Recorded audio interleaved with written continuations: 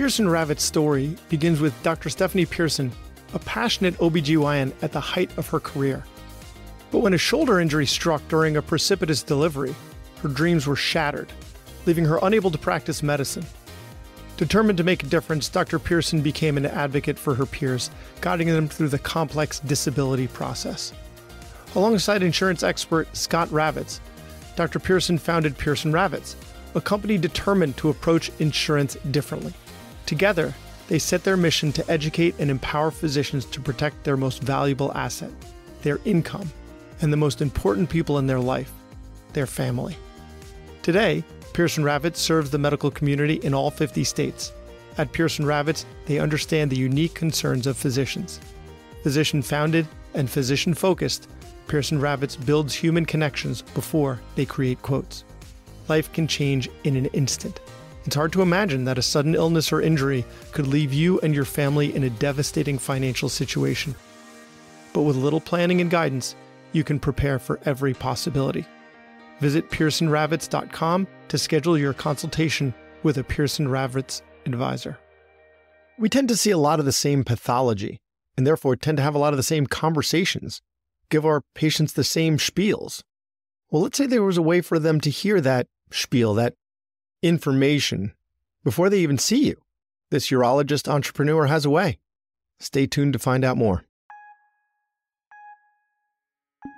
Hey, this is Brad Block, host of The Physician's Guide to Doctoring. This is a personal and professional development podcast for physicians where we have experts on the show that try to teach us everything we should have been learning while we were memorizing Krebs cycle. On today's episode, we have Dr. David Keynes. He's a board-certified fellowship-trained urologist, subspecializing in urologic oncology and robotic surgery. He works at the main campus at Lahey Hospital and Medical Center and also serves as the medical director at Lahey's New Hampshire satellite clinic at Parkland Medical Center. The reason he's on the show today, we're not going to be talking about anything urology specifically.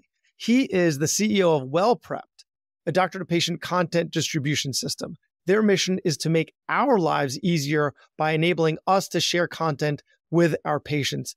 Dr. Keynes, thank you so much for being on the podcast. Thank you, Brad. I appreciate it. We've been actually trying to schedule this for about 6 months because we're both so busy. We finally, at long last, we're here. At long last. I tend to record in the evening when my kids are asleep, but your kids are a little older, so they're all awake. So there was like no overlap, but we finally threaded that needle. We finally did it.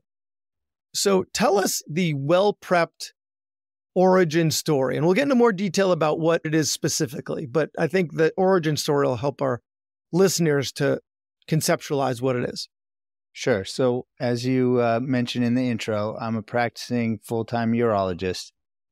Most of what I do is robotic surgery. There are aspects of being a practicing doctor that they don't tell you about in medical school. When we wanted to do this job, this profession in the first place, sometimes we don't imagine what it's like once we actually arrive at the destination that we're so happy to get there. But, there's the arrival fallacy. Yes. The arrival fallacy. I'll be happier if or when. Yeah. So it was around 7 or 8 years into practice. The first 5 years for me anyway was incredibly exciting. The challenge of surgery, the joy of surgery and patient interactions, the newness of everything, there's some uncertainty. How are things going to go? Are they going to go well? Then they go well. Well, I wonder about complex cases, and then those start going well. I reached this point, I was burnt out for sure. I felt much less engaged. It used to be that I would never forget any of my patients. I could see them in the mall 5 years after operating on them, pick them out in a crowd like instantly. And it started to happen where I saw... Even with pants. Even with pants, even fully clothed, even fully clothed. I mean, if their bladder was walking on the street, I could pick it out and say... But a couple of times I had some patients that I had recently operated on come in and didn't recognize them. And that started to bother me. Am I less engaged than I used to be? I also pinpointed one aspect of routine day-to-day clinic that was driving me crazy. I do a lot of prostate cancer. And I was explaining the Gleason score to a 68-year-old engineer. And I had given this spiel hundreds or maybe thousands of times at this point. And I had like a driving to work in the car moment where I got to the end of the thing and I was having an out of body moment, completely on autopilot, reached the end of this. And it wasn't that I was a bad explanation, but it was just a feeling of disconnect. And I thought, God, this is not what I imagined that I would be. How is this me? Like, this is not, I really do honestly enjoy talking to patients and developing a bond with a patient and sitting with them face to face and developing trust. I love that. And I love being present with another human being. I really do. I just felt like this is the opposite of being present. Hitting autopilot is like the exact opposite of that. So you and I have discussed this in the past, that we can't find a better word than spiel for this. But spiel, like, these are that literally translates to story. A spiel is a story. And it's a Yiddish word. It's not an English word. It's Yiddish. I mean, for people who grew up in the Northeast, like, they're used to that word because there's so many Jews around. So I have a challenge for my listeners. And the challenge is, if you can come up with an English word that describes these spiels that we come up with, that we say to our patients over and over. If you can come up with that, I will send you a Physician's Guide to Doctoring Yeti Tumblr. So just email Brad at Physician's Guide to Doctoring. If you can come up with a better word, or not a better word, but an English word that's better than or equivalent to spiel for describing what we're talking about, because that's what we do. We have these spiels that we end up on autopilot and we say over and over. I want to know an alternate word as well. Sometimes I get lost in my Northeast myopia. I did undergrad and medical school and everything. I've been in the Northeast. There must be parts of the country where you say spiel. They'd be like, what? I don't know what you're talking about. Yeah. That was a perfect aside. I'm doing all these spiels and of course, listen, I'm not thinking about starting a company. I'm just thinking, like, how do I get myself out of this rut? Another one of my spiels was, this is how you do a robotic prostatectomy. This is what goes on. So I decided I'm going to record a YouTube video, not to post on YouTube and get 1 million likes, just to send my patients to before they showed up. And I recorded Gleason score and robotic prostatectomy. And I downloaded the NCCN patient guide for prostate cancer, which is wonderful. And I asked my secretary, patients that are seeing me second opinion for prostate cancer, please send them this PDF and these videos. And I was nervous. I thought, somebody's going to get pissed off. Like, some patient's going to be like, what the hell? Like, who is this doctor who doesn't want to talk to me, who wants me to watch these videos? And frankly, that never occurred. So patients were very appreciative. Like, they'd come in and one of the first few things they would say, the ones who watched it anyway, would say, doctor's never done that for me before. That was so helpful. I've got some questions. We started with the questions. And it was, I'm not saying I fixed burnout. Listen, burnout is like multifactorial, but this one little aspect, for me anyway, sort of made clinic more enjoyable again for those patients. And not every patient read the PDF and not every patient watched the video, but far more than half did. And I started enjoying things. So I started recording more things and grabbing more PDFs. And my secretary was getting really pissed. She's like, this is too onerous. You know Linktree for Instagram?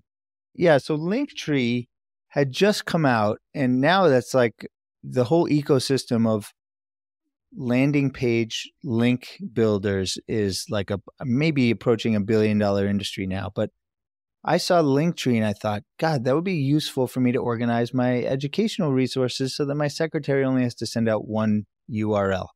So that was when the concept was born. And again, I was only trying to scratch my own itch. It was not an entrepreneurial concept at this point, but it was helping me so much. I thought, either it's just me, and there's a lot of things, by the way, we don't know each other well, but there's a lot of things that in my life that end up only applying to me. So I asked a few urology buddies if they would try this thing, and I made them some Linktree type pages with urology stuff on them. And I said, hey, try this out. And a couple of them printed their business cards with the QR code for that page. They were like, dude, this has changed my practice.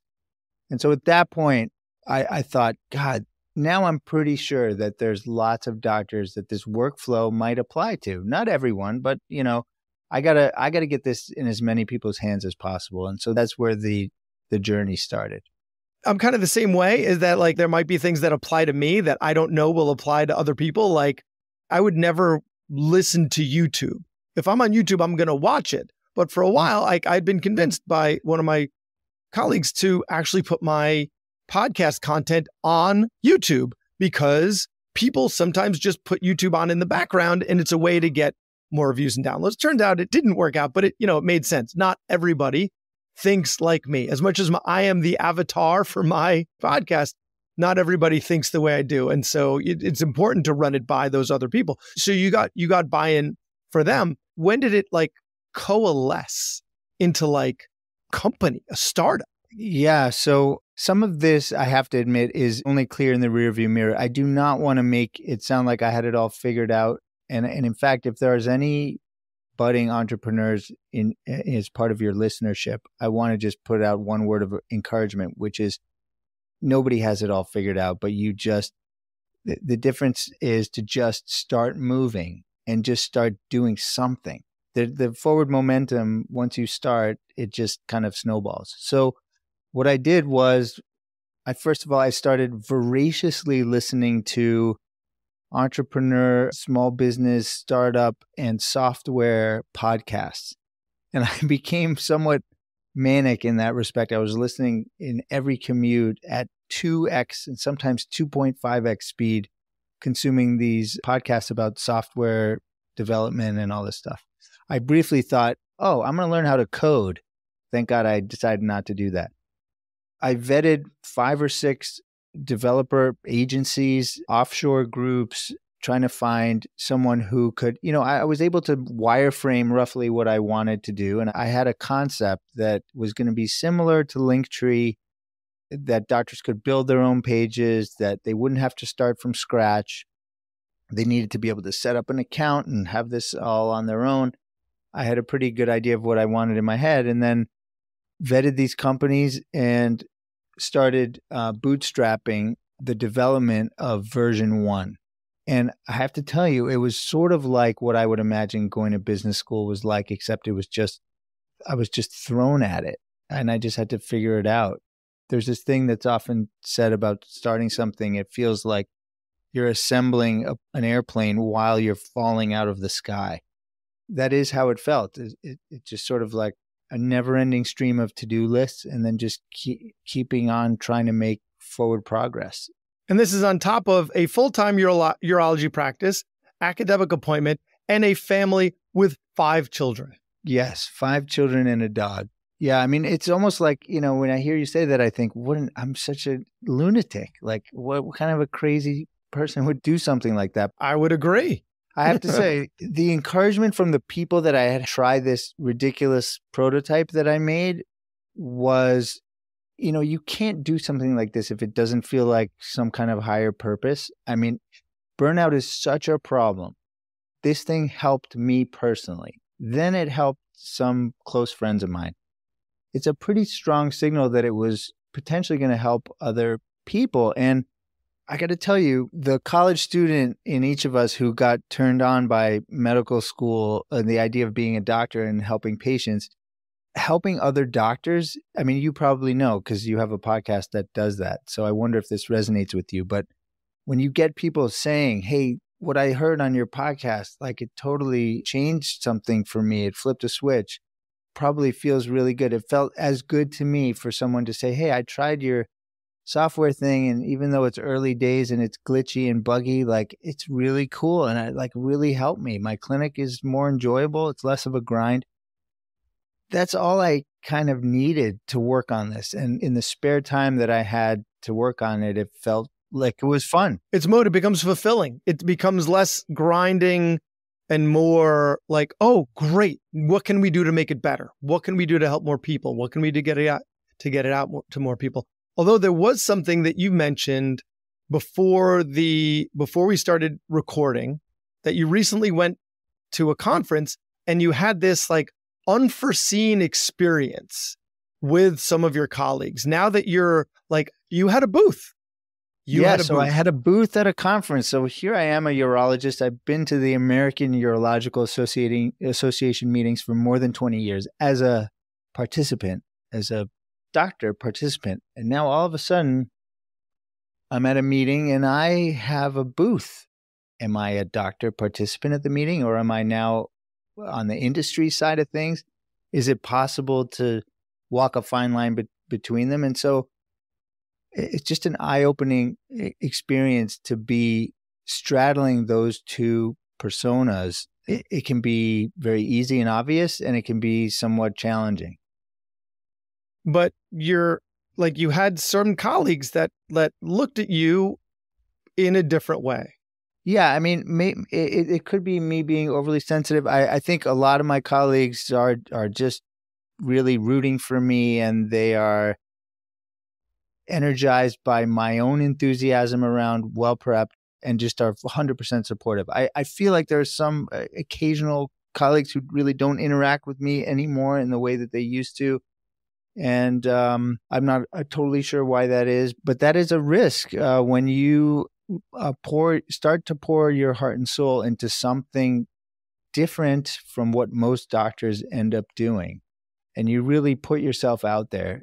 I mean, I'll keep drawing parallels to a podcast because I think it's very similar. You're putting yourself out there to do something that is unusual or, in the minority compared to the standard path for most physicians. In order to do it well, you really have to be committed on every level. And some people are going to take kindly to it and others won't. Like we should stay in your lane, and any time not spent working towards honing your craft, you're stepping outside where you should as a physician. And, clearly we're not on the same page with that. We don't believe in that. We think that doctors should not be staying in this narrow lane, that we have expertise and we have contributions to make that could be completely unrelated or peripherally related to medicine. So I think, you thought outside the box. You're creating this product that's outside the box that has nothing to do with what you were taught in medical school or residency, and it's making physicians' lives better, and it's making the patients' lives better, because the ones that are consuming that content prior to the doctor's visit, they're now able to have more nuanced discussions. They're like, the challenges of informed consent is how much can we really explain to patients so that they really understand the risks, they really understand the recovery. It's impossible to get inside their heads and know what they really understand. But this takes us a step closer to that, to having these more in-depth and nuanced discussions and helping their understanding, which for us is more intellectually stimulating and therefore more fulfilling. Exactly. So we've been kind of dancing around it a little bit. Let me just give like a one sentence thing, like what is WellPrepted? What is it? Yes, please. So WellPrepted is a simple app. It makes clinic less tedious. By basically allowing doctors to share information with their patients before they arrive. And so you can put your energy into the best part of being a doctor, which I think is the one-to-one patient interactions, instead of repeating your spiels over and over and over again. And the contention is that that's the part that maybe feels more robotic and less doctory. So that's what it is. So there are going to be some people that say, well, if we're going to be investing in this, then I want to know what my ROI is going to be. Now, you've made a good ROI for why it's good for the patients and good for the doctors. But have you been able to see more patients per day? Like, are your visits therefore shorter? And therefore, there's a financial ROI there. Right. So that's a great question. We have a couple of WellPrepted users who actually are starting to study that. So we don't have any published data yet. So I can tell you anecdotally from the users who are using it now, they say that the new patient, now I'm going to sound foolish. I'm going to try and take an ENT topic. The new patient with dizziness, which used to take 30 minutes. Those are the longest, yes. Okay. So used to take 35 or 40 minutes. I can now do in just as thorough of a way in 15. That's ridiculous. But they're really getting that much shorter. Yeah, if you want. Now, I should say a couple things. Couple of things are worth clarifying. One is sending this information to patients is not necessarily instead of talking to them. It's so that when you are talking, you're having a better, more in-depth, more unpredictable, personal conversation. So that's one thing. And the other thing that I think should be emphasized is there's a difference between efficiency and productivity. Productivity is kind of a choice. Like some doctors want to see as many patients, as possible during the day. That's a productivity decision. And I'm not making a judgment on that either way. In my own practice, I don't use this in order to see more patients. Efficiency, the way I look at it, is just doing the same thing with less work. It should feel less taxing. So you could take a tool like WellPrepted and use it to see more patients in a day, or see the exact same number you're currently seeing and enjoy and maybe be happier doing it. That's more what I'm aiming for. I think we really want doctors to be happy if we're in whether it's an academic practice or private practice. You want colleagues who are going to decide to stay in a place for their career. If nothing else, then it's incredibly costly to lose a doctor, but also because if you enjoy your colleagues, you'd like everyone to stick around. You don't want people just churning and burning through as many patients as they possibly can see in a day. So I don't want this to be used for evil, but yes, but yes. Can a new patient that previously took you 40 minutes take a lot less? Of course, because the patient's starting by doing homework at home before they show up. So something that we talk about on the show is some of the most important things in life, if not the most important things in life, are experiences and relationships. Viewing the doctor-patient interaction as a relationship is hard when you're just saying the same things over and over again. And it's much easier to perceive it and treat it like a relationship when each interaction is a unique experience for you as the doctor. I mean, it's a unique experience for the patient every time. But for us, it's going to be more likely to be unique if you've covered the monotonous stuff, the rote stuff already, and then you're able to go into concerns that are unique and misunderstandings and understanding that are unique to this particular patient. So that's going to foster more of a relationship, then it's going to make it a more fulfilling experience.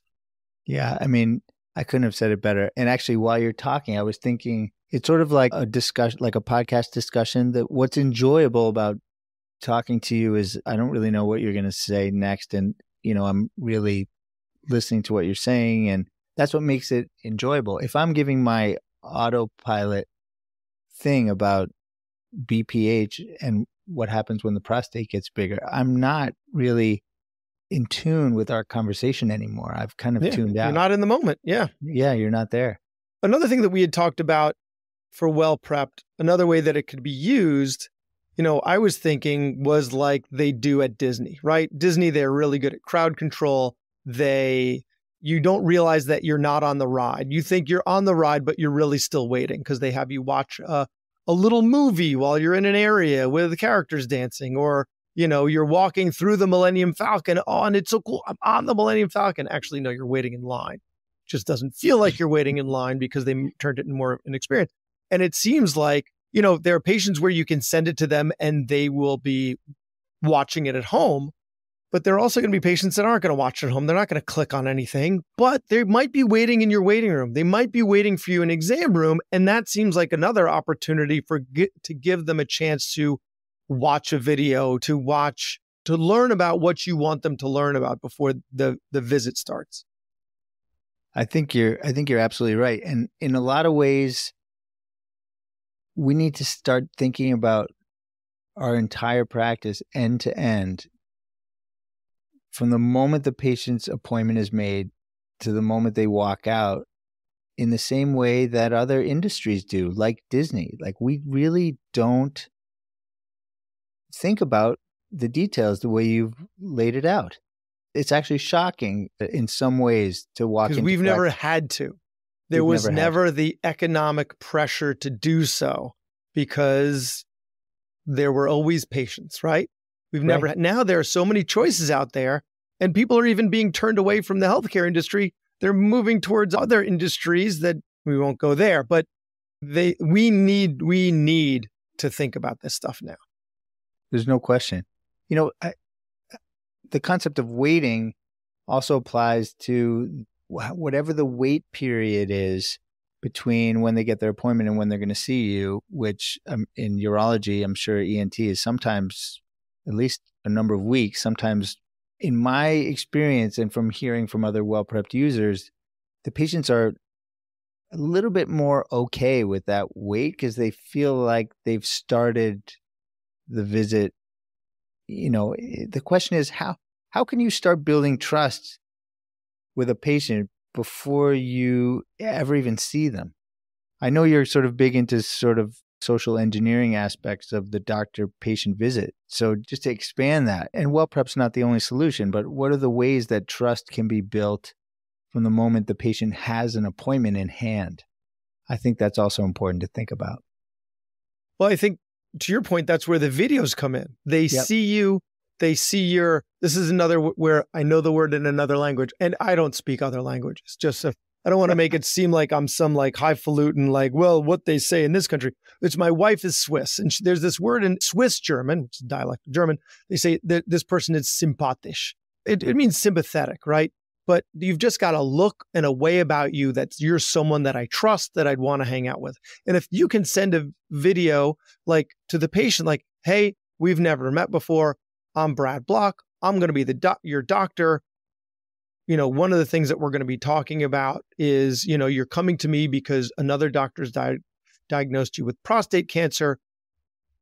There are a few things that I want you to know. If it's in video form, right, with this sympathetic looking doctor, with a cadence of speech that comes with caring, you know, that's relationship building.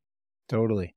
And, you know, we've just emerged from a multi-year period where we didn't see people's faces completely with masks. And over that period, I felt like it was even harder to form a bond with patients in face-to-face because you don't see the full facial features. You're evaluating their genitals and you don't feel like there's some like, I feel like there are barriers between people that come down when their pants come down. What you're saying is, no, the facial expressions really, even in that situation, really matter. My roommate in medical school is ENT, and he, every time he sees me now, even 25 years later, he said, I still don't understand why you chose the profession you chose. My physical exam, I'm looking in their ears, I'm looking in their nose, I'm looking in the way, and there's some stuff. But I mean, your physical exam is... He says, watch me undress for my ENT exam, and he unbuttons his top button. Yes. We don't have gowns. We don't have to invest in gowns because everybody's... No gowns. Yeah. So there was something else. There's one more thing before we come to a close here, that people are using WellPrepped in ways that you didn't expect, that you didn't think of yourself. And you'd given the example of like when a patient's going for surgery, they actually took videos of like the drive to the surgery. Now, I don't advocate texting and driving, right? Hopefully they had someone in their car with them, and then they got to the surgery center and they showed you what it looks like when you're greeted and where you're going to go next and where you're going to change your clothes. And so helping they're so nervous before surgery. And a lot of that is the unknown. So you're taking some of the unknown out of it in a very human way. And sorry, I just answered the question. I'll give you some more. I'll give you some more color there. But yeah, so this has been one of the most gratifying parts of this journey for me so far. I had this hypothesis that there were doctors who had never recorded a video before, who, once you gave them a delivery mechanism, would start recording some videos. And by the way, not just extroverted doctors, but introverted doctors who would really don't feel comfortable in front of the camera. This has come to fruition. We have doctor users who they get well prepped, they see the power of, oh my God, this is an easy way to share information, who have never recorded videos, who recorded videos exactly like what you're describing, holding their phone on their dashboard because, say, their hospital surgery center is difficult to find. When you hit this stop sign, go right here. When you pull into the garage, and then in the garage, it's this elevator bank, not the other elevator bank. And they exit the elevator and introducing the patient to the receptionist that they're going to see. Now, I can tell you that just something as silly as I came of age of requiring a colonoscopy for the first time. And there's a lot of anxiety, even knowing what we know, in the unknown about that day. And I can just tell you personally, if I had seen a video, you're going to go through this entrance and this is what the waiting room looks like and this is who you're going to talk to, then you're going to go to this ante room and meet anesthesia, that my anxiety level would plummet. So it's been incredibly gratifying to watch people take this app in directions that I had never imagined. Amazing. Amazing. So if we want to subscribe, if we want to get involved in WellPrepted, start using some of the content that you have, creating some of our own content, where do we find it? Where do we find you? So WellPrept's is a deliberate misspelling. It's WellPrept. So the easiest thing to do is go to wellprepped.com and you can try it out for a month for nothing. So if you think it might be something that you want to try out, there's no cost or obligation at all. And it's pretty clear once you get to the site how you can start trying it. And I'm easily reachable multiple different places, but Twitter is probably the easiest, or LinkedIn. Twitter, I'm at Keynes David, and I'm happy to help people personally. Like, I think I might want to try this, but I need help getting off the ground. And I've been very hands-on in trying to help individual people out, and it gives me great joy. So the offer's out there. Well, Dr. David Keynes, WellPrepped, deliberately misspelled, WellPrept.com. Thank you for what you're doing for the doctors and the patients, and thank you for your time. Thanks, Bradley. And now a final word from our sponsor. At Pearson Ravitz, they understand that life can change in an instant. It's hard to imagine that a sudden illness, injury, or catastrophic event could put you and your family in a devastating financial situation. Physician-founded and physician-focused, Pearson Ravitz builds human connections before they create quotes. Visit pearsonravitz.com today and embark on a journey of safeguarding your future. Thanks for listening. I have a favor to ask. You listened to the episode until the end, which means you either fell asleep or you really liked the episode. So please share it, or like it, or comment on a social media post, or write us a 5-star review. Something. It would really help me out. And maybe what you learned from this episode can help someone else too. The views expressed in this episode are those of the interviewer and interviewee and don't represent the views of their employer or even their significant other. Even though the magic of podcasting make it sound like I'm talking directly to you, this is not a doctor-patient relationship, and this is not medical advice or financial advice or really any advice. Thank us again for listening to The Physician's Guide to Doctoring.